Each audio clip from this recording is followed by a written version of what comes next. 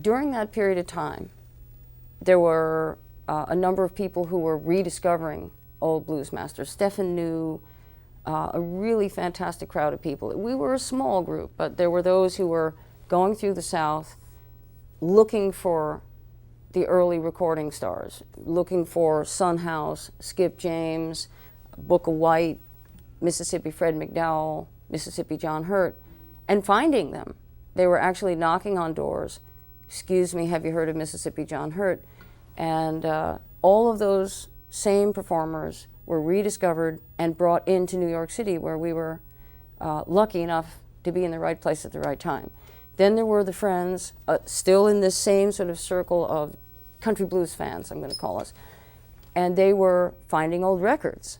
And they would do the very same thing. They would go traveling, they would go knocking on doors saying, excuse me, do you have any old records?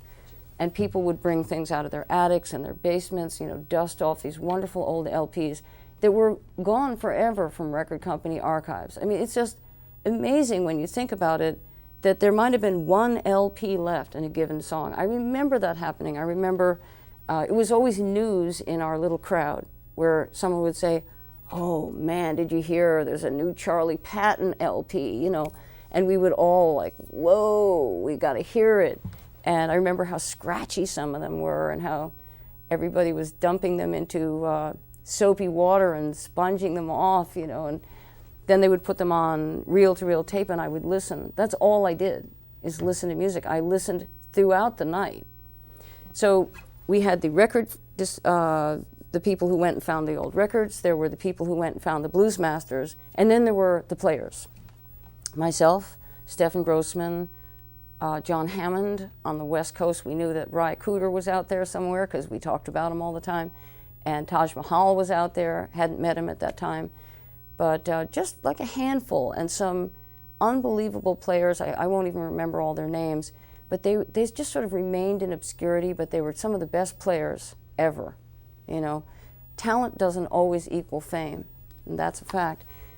But so within this wonderful crowd of music lovers, we had many of the bases covered. And when the music was brought back and put on reel-to-reel tape, we had the benefit of listening to stuff that, once again, might be the only master known in existence of, say, a Charlie Patton song. And we would hear it as it was reborn, really, as it was brought back into circulation. And that was part of the vital energy of those times. And now I look back and I think, man, I'm glad I was there at that time, at that place. I could have been anywhere else in the country. I could have been anywhere else, and I would have missed that. I would have missed knowing all these wonderful people in person and hearing the music as was brought back.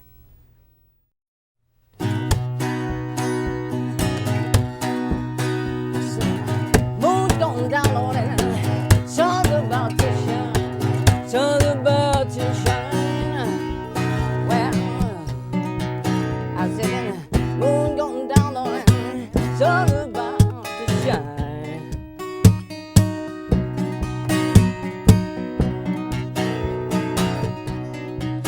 I said, now my baby told me, don't want you hanging around. I said, where were you long? Clarksdale mill burned down, Clarksdale mill burned down. I said, where were you long? Clarksdale mill burned down.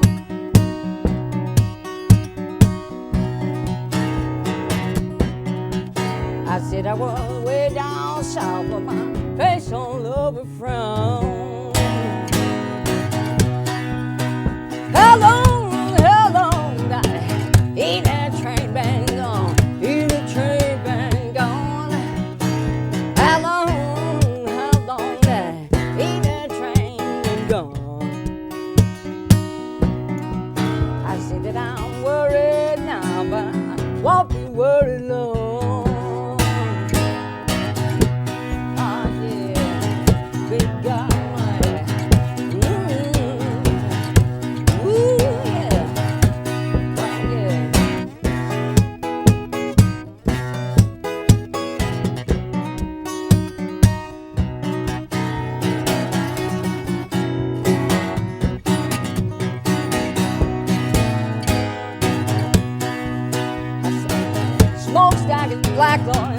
better shine like gold, better shine like gold.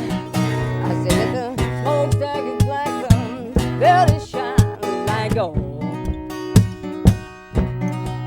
I said that I ain't gonna stop walking till I get in my ride.